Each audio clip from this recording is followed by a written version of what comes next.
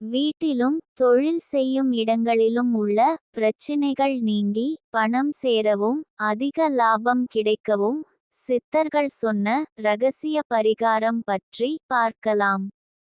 நம்முடைய வீட்டின் அருகில் இருக்கும் கோவில்களில் தினந்தோறும் இறைவனுக்கு அபிஷேகம் நடத்தப்படும்.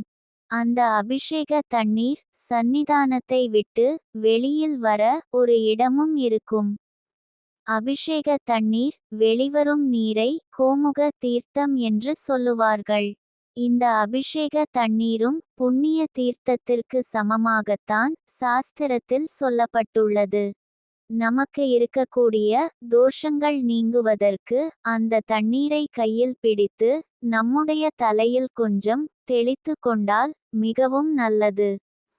அந்த தண்ணீர் வெளிவரும் போது அதை ஒரு பாத்திரத்தில் பிடித்து நம்முடைய வீட்டிற்கு கொண்டு வந்து வீடு முழுவதும் தெளிக்கலாம்.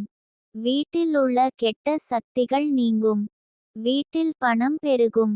தொழில் செய்யும் இடங்களில் இந்த தீர்த்தத்தை தெளித்தால் பிரச்சினைகள் நீங்கி அதிக லாபம் கிடைக்கும். இந்த பரிகாரத்தை குரு பகவானுக்கு உகந்த நட்சத்திரமான விசாக நட்சத்திரம் வரும் நாளில்தான் செய்ய வேண்டும்.